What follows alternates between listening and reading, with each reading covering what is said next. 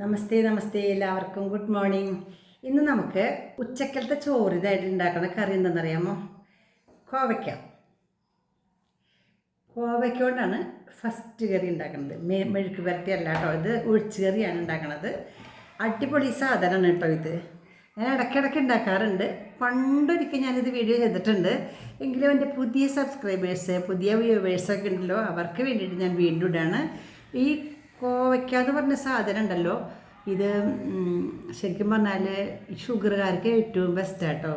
ഷുഗറുകാർക്ക് ഇത് എല്ലാ ദിവസവും കഴിക്കണം എന്നാണ് പറയുക. കറി വെച്ച് കഴിക്കാം, അതുപോലെ തന്നെ സാലഡൊക്കെ ആക്കിയിട്ട് കഴിക്കണം നല്ലതാണ്. അതുപോലെ തന്നെ ഒക്കെ പറയും, നമ്മൾ മരിച്ചുപോയ ആൾക്കാർക്ക്, പിതൃക്കൾക്ക് തർപ്പണം ചെയ്യണതിന് തുല്യമാണത്രേ ഒരു കോവയ്ക്കയുടെ ചെടി നമ്മുടെ വീട്ടിൽ നട്ട് വളർത്തി അതിന്മേൽ കായൊക്കെ ഉണ്ടാവേണ്ടതെന്നാണ് പറയുക. അത്രയും നല്ലൊരു സാധനമാണ് കോവയ്ക്ക. അപ്പം നമുക്ക് അത് എന്തായാലും അത് ഉണ്ടാക്കണം. എൻ്റെ വീട്ടിലുണ്ട്, നിങ്ങൾ കണ്ടിട്ടുണ്ടായിരിക്കും. അതിമെന്ന് പൊട്ടിച്ചാട്ടോ ഇത്. ഇനിയിപ്പം മഴക്കാലം വരില്ലേ, ഇഷ്ടം പോലെ ഉണ്ടാവും. പന്തലൊക്കെ നന്നാക്കിയിട്ടുണ്ട് ഞങ്ങൾ. അപ്പം നമുക്കത് നുറുക്കാം കേട്ടോ.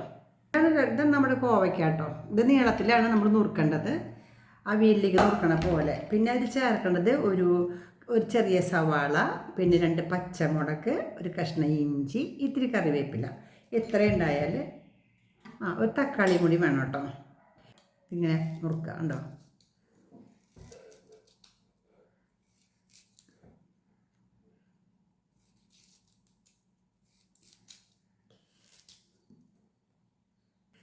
ഒട്ടുമായിട്ടില്ല, വെറുതെ തിന്നാം, നമുക്കിട്ടെങ്കിൽ തിന്നാം. അടിപൊളിയാണ്.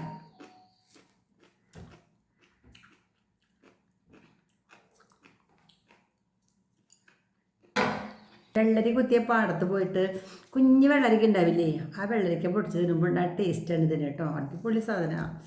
കുക്കുംബറിൻ്റെ അതേ ടേസ്റ്റാണ്. കിളുന്ത് കിട്ടിയാ കറിവേപ്പില.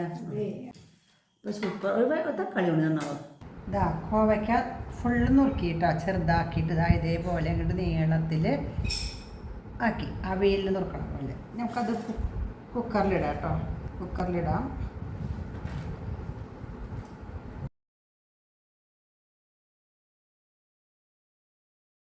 പിന്നെ അതിലേക്ക് നമ്മുടെ ഒരു സവാള ചെറുതാക്കി അരിഞ്ഞത്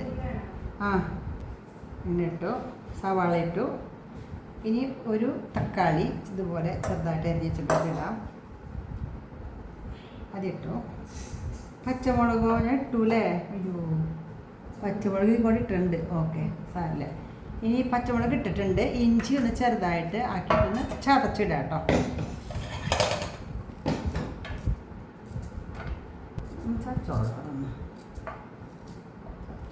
കറിവേപ്പിലിടാം. കറിവേപ്പിലിട്ടു. ഉപ്പിടാം, ആവശ്യമുള്ള ഉപ്പിട്ടു. ഇനി മഞ്ഞൾപ്പൊടി ഇടാം. മഞ്ഞൾപ്പൊടി കുറച്ചിടണുള്ളൂ മഞ്ഞൾപ്പൊടി. എന്താ കാരണം എന്ന് വെച്ചാൽ നമ്മുടെ മല്ലിപ്പൊടിയിൽ ഇഷ്ടംപോലെ മഞ്ഞൾപ്പൊടി കലർന്നിട്ടുണ്ട്. അതുകൊണ്ട് മല്ലിപ്പൊടി 2 ടീസ്പൂൺ മല്ലിപ്പൊടി ഇട്ടു.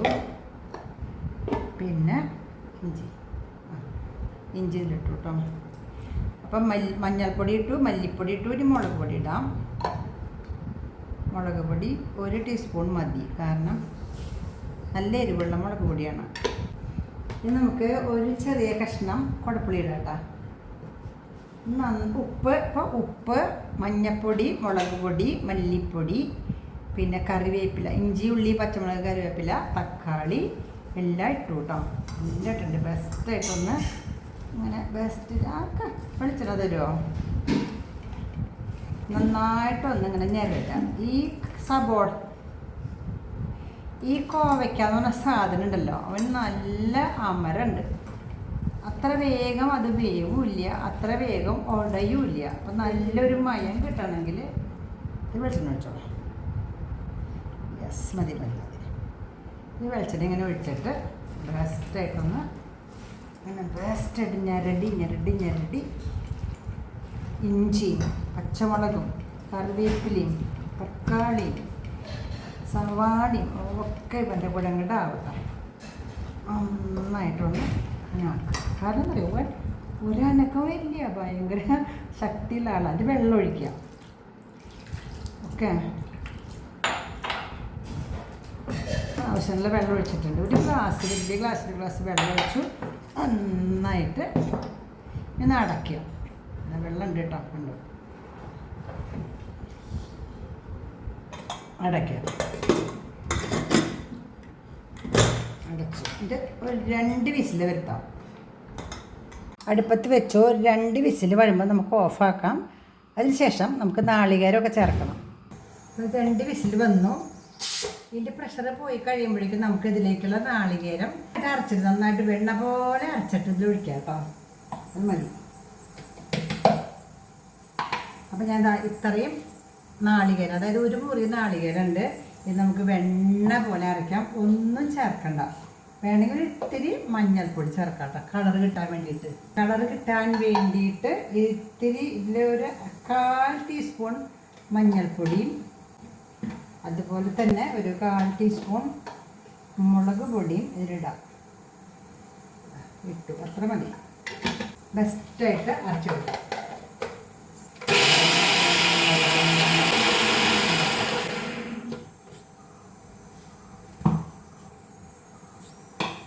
ഇപ്പോൾ ഇത് വെണ്ണ പോലെ അരഞ്ഞിട്ടുണ്ട്. അപ്പോൾ ഇതിൻ്റെ പ്രഷറൊക്കെ പോയി കഴിഞ്ഞു. നമുക്ക് തുറക്കാം. ലാസ്റ്റായിട്ട് വെന്തോട്ടാണ്. അപ്പോൾ അത് മതി. ഇപ്പോൾ വെന്തുണ്ട്, നന്നായിട്ടൊക്കെ ഒന്ന് വെന്ത് ചേർന്നിട്ടുണ്ട്. നമുക്കിതിലേക്ക് നാളികേരം ഒഴിക്കാം കേട്ടോ. അരച്ച നാളികേരം, നന്നായിട്ട് അരച്ച മിനിമിനി അരച്ച നാളികേരം ചേർക്കാണ്. കുറച്ച് വെള്ളം ചേർക്കാം.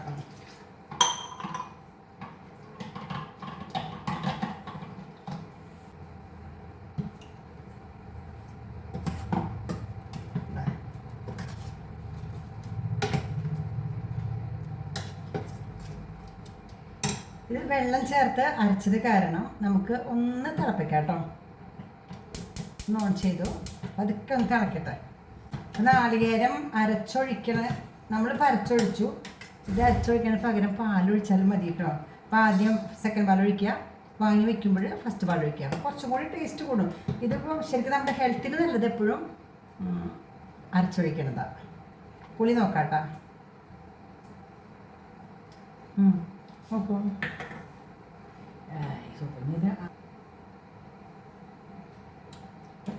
മതിയല്ലേ? നമുക്കത് ഇനി വറുത്തിട്ട് കഴിയുമ്പോൾ ഇതിനേക്കാൾ സ്വാദം ഉണ്ടാവും കേട്ടോ. തിളച്ചു കേട്ടോ, വാങ്ങി വയ്ക്കാൻ പോവാണ്. വറുത്തിട്ടുള്ളൂ.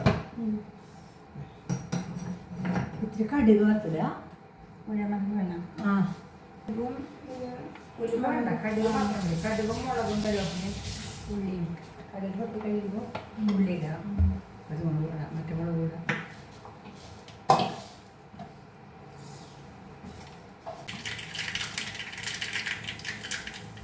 നമ്മളിതിൽ കടുകും ഉള്ളിയും കൂടി ഇട്ടിട്ടാണ് ആക്കണേ കേട്ടോ. ഗാർണിഷ് ചെയ്യണേ, നല്ല രസമായിരിക്കും.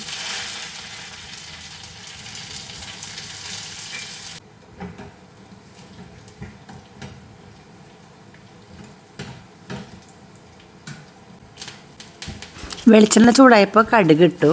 കടുക് പൊട്ടിക്കഴിയുമ്പോൾ വറ്റൽമുളക് ഇട്ടു. പിന്നെ ഉള്ളി ഇട്ടു. ഉള്ളി മൂത്തപ്പോൾ കറിവേപ്പില ഇട്ടു. എന്നിട്ട് ഇതിലേക്ക് ഒഴിച്ചപ്പോൾ ഗാർണിഷ്ഡ് അടിപൊളി കറിയായി കേട്ടോ.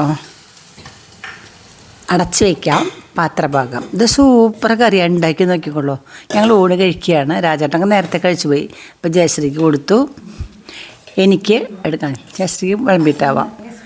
ആദ്യം തന്നെ ഇന്നത്തെ സ്പെഷ്യൽ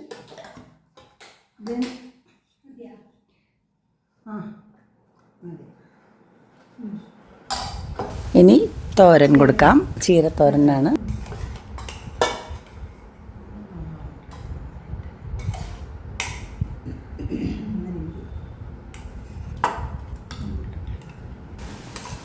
ഞാനും കഴിക്കാണ്.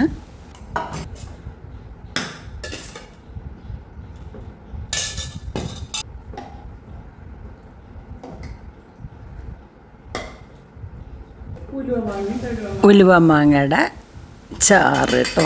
കഷ്ണം വലുതാ, ഞാനെടുക്കാം. അപ്പോൾ ഇതുപോലെ നിങ്ങൾ വെച്ചോ കൂട്ടോ, ബെസ്റ്റാണ്. ഞാൻ പണ്ട് വെച്ചിട്ടുണ്ട്. കോവയ്ക്ക സാധാരണ നമ്മൾ ഉപ്പേരി ഉണ്ടാക്കാറ് പതിവ്, മെഴുക്ക് വരട്ടിയൊക്കെ ഉണ്ടാക്കാറ് പതിവ്. ഇങ്ങനെ ആക്കാൻ രാജേട്ടന് ഭയങ്കര ഇഷ്ടമാണ്.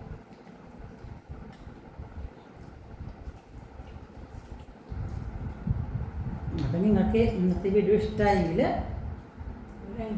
ലൈക്ക് ചെയ്യാം. ഓക്കെ.